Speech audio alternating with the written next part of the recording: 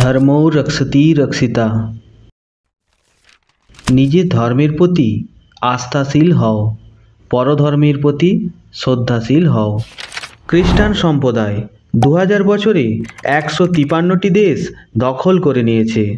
মুসলিম সম্প্রদায় 1400 বছরে 57টি দেশ দখল করে নিয়েছে। পৃথিবী সৃষ্টির আদিলগ্ন থেকে যে ধর্ম বিদ্যমান, যারা অনন্তকাল ধরে বসুদেব কুটুম্বকম, সর্বধর্ম সমন্বয় এবং মানবতার পাঠ পড়িয়ে আসছে, তাদের একটিও দেশ নেই। তারা কেবল পৃথিবী থেকেই নয়, দেবভূমি ভারতের বেশ কিছু রাজ্য থেকেও নিশ্চিহ্ন হওয়ার পথে।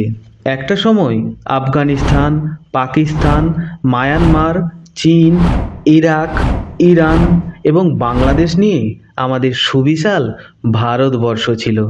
টুকরো হতে হতে আজ আমরা যে জায়গায় দাঁড়িয়ে আছি, তাতে বলাই বাহুল্য, এখনও যদি হিন্দুরা ঐক্যবদ্ধ না হয়, তাহলে হিন্দুদের ভবিষ্যৎ অন্ধকার। ভারত থেকে হিন্দুরা বিতাড়িত হলে কোথায় যাবে, কোথায় ঠাঁই পাবে হিন্দুরা?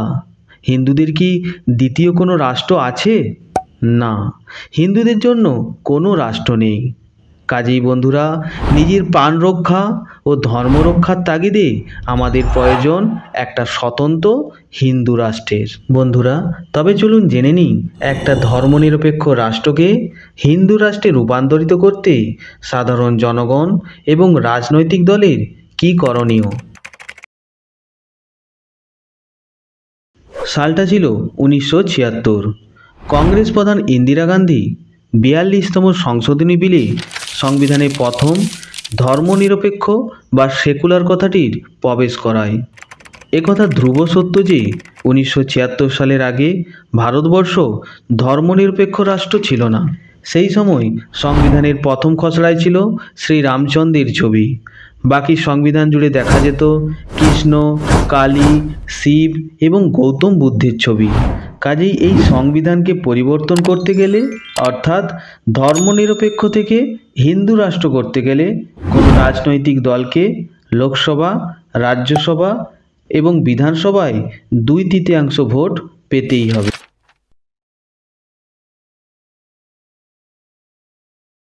नहीं, वो तो हिंदू राष्ट्र कैसे बनाएंगे? कॉन्स्टिट्यूशन अमेंड करने के लिए आपको लोकसभा में 2/3 चाहिए, राज्यसभा में 2/3 चाहिए और आधे राज्यों में चाहिए। लोकसभा उनके पास था, राज्य अभी आए हैं, अभी तो 21 से स्टेट हैं, लेकिन जिस दिन उनके पास राज्यसभा है, लोकसभा है और स्टेट्स की मेजॉरिटी है, ये जो स्वप्न है, जो ख्वाब है कि हिंदू राष्ट्र बनाएंगे हमारे देश में, कौन रुकेगा? যেমন লোকসভায় 543টি আসন রয়েছে, এই 543-এর 2/3 অর্থাৎ 362। এই 362টি আসন পেতে হবে।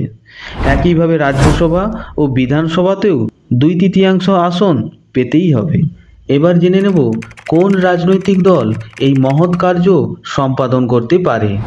2019 লোকসভা নির্বাচনে ভারতীয় জনতা পার্টি এককভাবে 305টি এবং শরিক দল এনডিএ পেয়েছিল 48টি, অর্থাৎ 305 + 48 = 353টি আসন এনডিএ পেয়েছিল। 2024 লোকসভা নির্বাচনে ভারতীয় জনতা পার্টির লক্ষ্যমাত্রা এককভাবে 362টি এবং শরিক দলের 38টি আসনের। সব মিলিয়ে বিজেপির লক্ষ্যমাত্রা 400টি আসনের।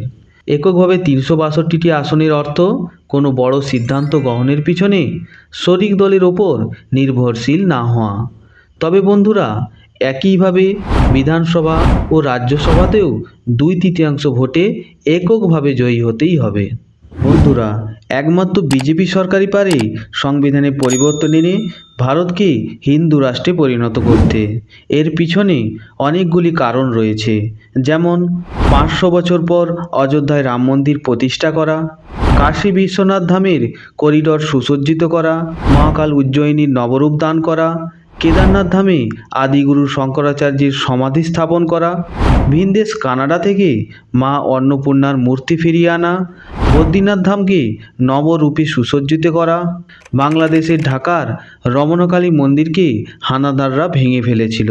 নরেন্দ্র মোদী ভারত সরকারের টাকায় সেই মন্দির তৈরি করে দিয়েছে। জ্ঞানব্যাপী মন্দির উদ্ধার করা, 370 ধারা বাতিল করা, ৭৫ বছর পর সিএএ চালু করে সনাতনীদের নাগরিকত্ব দান এবং 3 তালাকের মতো ঘৃণ্য প্রথা তুলে দেওয়া। बहुत अच्छा हुआ, बहुत बढ़िया हुआ। क्या अब तो मतलब जो डर था, जो छोटी छोटी सी बातों में कह देते थे छोड़ दूंगा, तलाक दे दूंगा, लेकिन अब उस चीज से हम लोग बेफिक्र हो गए। बहुत हर बात से खुश है इस बात के लिए कि उन्हीं ने जो ये लड़ाई लड़ी है हम लोगों को बहुत खुशी हुई है। जो भी फैसला हमारे हित में आया सुप्रीम कोर्ट के हिसाब से, उससे हम बहुत खुश हैं और आगे भी ये चाहते हैं सुप्रीम कोर्ट जो भी फैसला दे वो हमारे हित में ही दे और इससे हम बहुत खुश हैं। कोर्ट का जो फैसला है और जो उन्होंने कहा है कि ये अनकॉन्स्टिट्यूशनल है, बिल्कुल सही बात है, क्योंकि इसमें महिला के अधिकार मारे जा रहे हैं, इसमें उसे कोई अधिकार नहीं मिल रहा है। अभी भी किसी भी बात पे से हर कोई भी लोग मतलब तलाक दे देते थे हर छोटी छोटी बात पर, तो ये बिल पास होने से जो है अब उनमें डर रहेगा। কাজেই বিজেপি সরকারই পারে ভারতকে হিন্দু রাষ্ট্র করতে, তবে তার জন্য প্রয়োজন আমাদের অর্থাৎ জনগণের সমর্থন। অতএব এবার আমরা জানব আমাদের কি করণীয়। বন্ধুরা, ভারতীয় জনতা পার্টি 400 আসনের লক্ষ্যমাত্রা রেখে ভারতকে হিন্দু রাষ্ট্র বানানোর অভিপ্রায়ে এক স্টেপ অগ্রসর হয়ে গেছে। এবার আমাদের কর্তব্য অর্থাৎ সকল হিন্দুর কর্তব্য বিজেপিকে সমর্থন করে ভারতের দীর্ঘদিনের মনোবাঞ্ছাকে সাফল্যমণ্ডিত করে তোলা। আপনি বাম, কংগ্রেস, তৃণমূল যে রাজনৈতিক দলেরই সমর্থক হন না কেন, দেশের স্বার্থে, জনগণের কল্যাণে, ধর্ম রক্ষার কারণে আপনাকে বিজেপিকে সমর্থন করতেই হবে। কেননা দল আসবে, দল যাবে, কেউ চিরস্থায়ী নয়। কিন্তু হিন্দু রাষ্ট্র থাকলে ভারত আবার জগৎসভায় শ্রেষ্ঠ আসন লাভ করবে, মানুষ নিশ্চিন্তে জীবনযাপন করতে পারবে।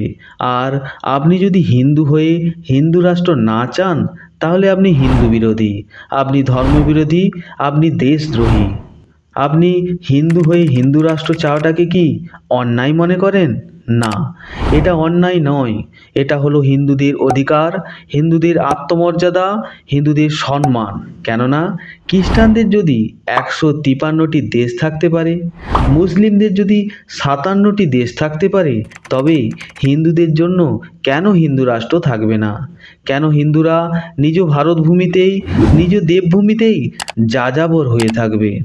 বন্ধুরা, পরিশেষে বলবো, যেখানে আমাদের দেশ ও দশের স্বার্থে এবং ধর্ম রক্ষার কল্যাণে কোনো মহৎ কার্য সিদ্ধি হবে, সেখানেই আমরা অর্থাৎ সকল সনাতনী হিন্দুরা একত্রিত হয়ে এগিয়ে আসব।